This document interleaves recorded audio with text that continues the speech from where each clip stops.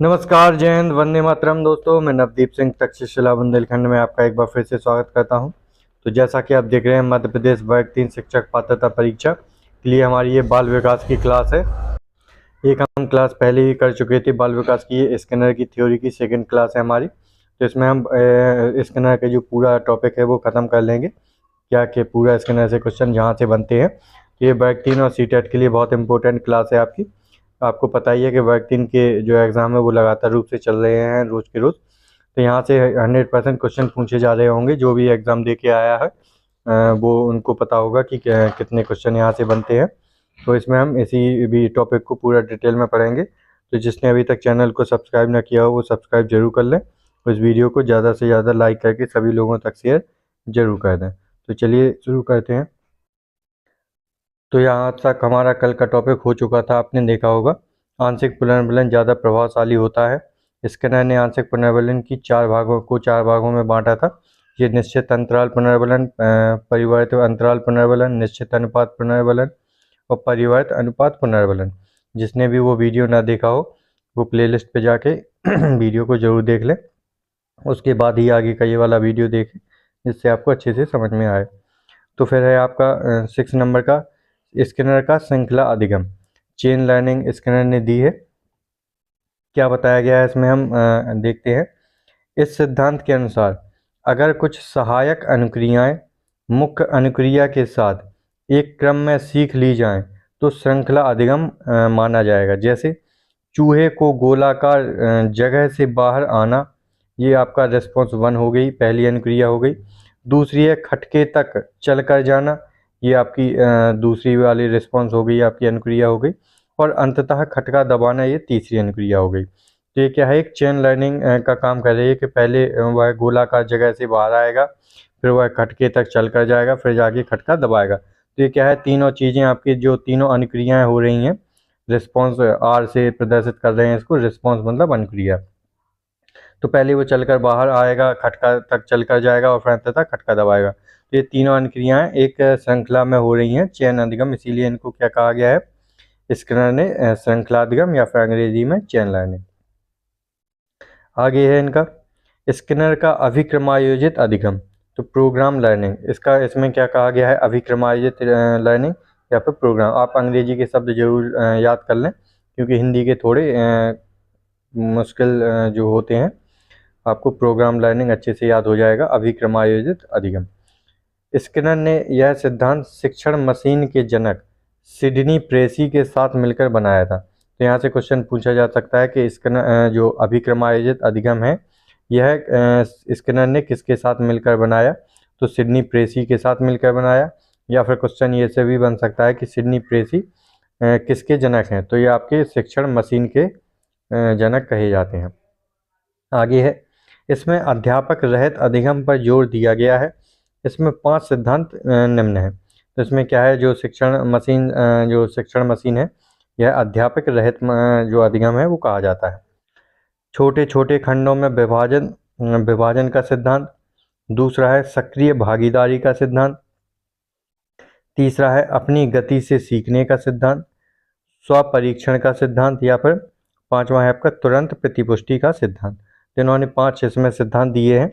आप इनको note down भी कर लें या अच्छे से समझ लें कि कितने दिए हैं आपने, 5। छोटे छोटे खंडों में विभाजन का सिद्धांत, सक्रिय भागीदारी का सिद्धांत, अपनी गति से सीखने का सिद्धांत, स्वपरीक्षण का सिद्धांत और तुरंत प्रतिपुष्टि का सिद्धांत। ये 5 सिद्धांत दिए गए हैं इस सिद्धांत में। किसमें, स्किनर का अभिक्रमायोजित अधिगम या फिर प्रोग्राम लर्निंग में। आगे देखते हैं स्किनर का भाषा विकास का सिद्धांत। आपको पता है स्किनर ने भाषा विकास का सिद्धांत भी दिया है। इसमें क्या है, स्किनर के इस सिद्धांत को वातावरणीय क्रिया प्रसूत अनुकरण एवं सबलीकरण का सिद्धांत कहते हैं। तो आपको यहाँ से क्वेश्चन जरूर पूछे जाते हैं। ये नामों को बदल कर क्वेश्चन पूछ लिए जाते हैं। आप अगर अकेला भाषा विकास का याद करके गए होंगे तो वो क्रिया प्रसूत पूछ लेंगे, अनुकरण या सबलीकरण नाम दे सकते हैं, या फिर वातावरणीय। तो आपको सारे नाम याद करने पड़ेंगे कि स्किनर का भाषा विकास का सिद्धांत,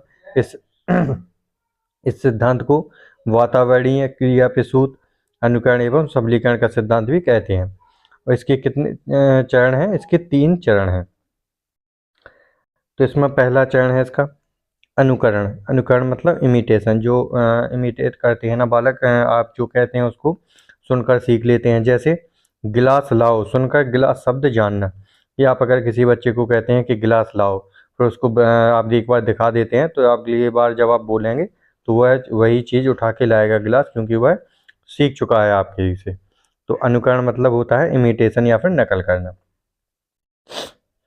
दूसरा है इसका साहचर्य, इसको एसोसिएशन कहते हैं।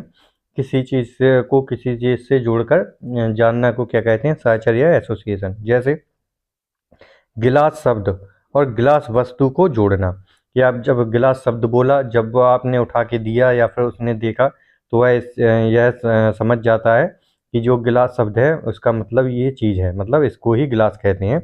वह गिलास शब्द को गिलास को आपस में जोड़ लेता है। फिर है आपका सबलीकरण, रीइंफोर्समेंट। माता पिता सिर्फ सही साहचर्य को बढ़ावा देंगे अगर मतलब इनका सबलीकरण क्या कहलाता है, अगर उसने गिलास की जगह कुछ और चीज़, कटोरी या कुछ और लाता है, तो उसको बता देते हैं ये वाली नहीं ये वाला। तो मतलब अगर वो गलत भी सीख रहा है तो उसको सही करके उसको बढ़ावा देंगे, उसके हाथ में गिलास दे देंगे, तो उसको समझ में आ जाएगा कि गिलास ये नहीं ये है। उसको क्या कहते हैं, सबलीकरण या फिर रीइंफोर्समेंट। फिर है आपके आगे स्किनर का अधिगम का सिद्धांत। तो स्किनर ने अधिगम के बारे में क्या कहा है और इसके सिद्धांत का सारांश क्या है। कोई भी अधिगमी मतलब मनुष्य, कोई भी व्यक्ति किसी अनुक्रिया को तभी जारी रखेगा जब उस अनुक्रिया के होने से उसे फायदा या पुरस्कार मिलता है। तो इनके सिद्धांत का क्या है कि कोई भी अधिगमी, कोई भी व्यक्ति कोई काम करना तभी तक जारी रखेगा जब तक उसको वह चीज़ करने से उसको क्या होगा, फायदा या फिर पुरस्कार मिलता है। अर्थात किसी भी अनुक्रिया या फिर रिस्पॉन्स, आप जोड़ के चलें कि अनुक्रिया मतलब रिस्पॉन्स होता है, जिसको हम आर से प्रदर्शित करते हैं। आर का जारी रहना या बंद होना अनुक्रिया से मिलने वाले फायदे या नुकसान पर निर्भर करता है। तो इनका क्या काम है कि कोई भी काम तभी तक जारी रहेगा जब तक उससे हमें कुछ फ़ायदा हो या फिर पुरस्कार मिले।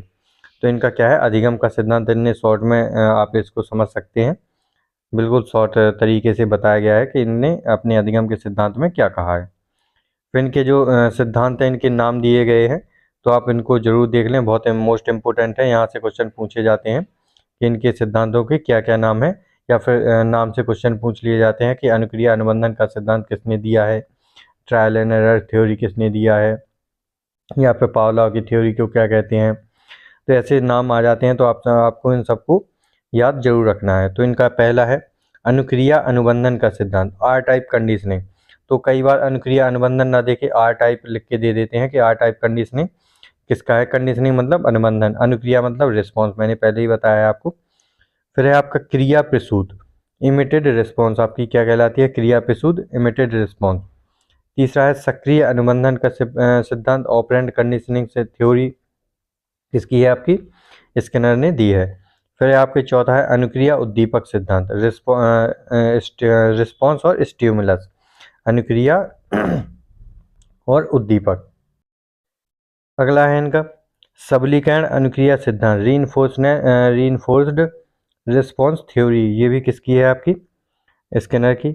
नैमित्त यांत्रिक साधनात्मक अनुक्रिया, इंस्ट्रूमेंटल कंडीशनिंग थ्योरी। आप अंग्रेजी शब्द जल्दी से याद हो जाएंगे, इसको जरूर याद करें। इंस्ट्रूमेंटल कंडीशनिंग थ्योरी किसकी है, स्किनर की। नैमित्त यांत्रिकरण साधनात्मक, एक तो हिंदी के शब्द में इतने हैं कि उसमें एक ही शब्द के दो दो तीन तीन नाम हैं, जिससे आपको बहुत सारे याद करने पड़ते हैं। जैसे इसी को देख लीजिए, नैमित्त यांत्रिकी या फिर साधनात्मक अनुकूलन, और अंग्रेजी में बस एक ही नाम है, इंस्ट्रूमेंटल कंडीशनिंग थ्योरी। फिर है आपका प्राचीन अनुबंधन का सिद्धांत, एंशिएंट कंडीशनिंग। आपको इसको जरूर ध्यान रखना है कि प्राचीन अनुबंधन का सिद्धांत ये किसका है, आपका स्किनर का। तो ये किसका है, आपका स्किनर का, ये पावलोव का नहीं है। पावलोव के सिद्धांत का दूसरा नाम है। आप कमेंट बॉक्स में जरूर लिख के बताएं कि पावलोव के सिद्धांत का क्या नाम है। क्या है, प्राचीन अनुबंधन का सिद्धांत, एंशिएंट कंडीशनिंग थ्योरी। इसका ये कुछ प्रमुख बिंदु हैं, इनको भी आप जरूर याद करें। कबूतर वाले बक्से को कबूतर पेट का पिजन बॉक्स कहते हैं।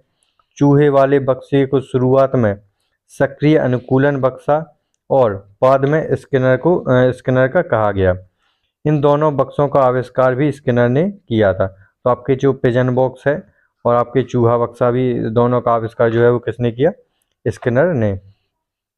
तो आप पूरी ये स्किनर को हमने डिटेल में पढ़ लिया है, और जो भी क्वेश्चन इससे बनेंगे हम अगले वीडियो में आप तक जरूर पहुंचा देंगे। तो वीडियो को ज़्यादा से ज़्यादा लाइक करके सभी लोगों तक शेयर जरूर कर दें। आप इन सभी नामों को जरूर याद रखें कि साहचर्य में क्या है, सबलीकरण किसको कहते हैं, इसका सारांश क्या है, इन सभी को जरूर ध्यान रखें। तो इस वीडियो को ज़्यादा से ज़्यादा शेयर जरूर कर दें। मिलते हैं अगली वीडियो में। जय हिंद दोस्तों।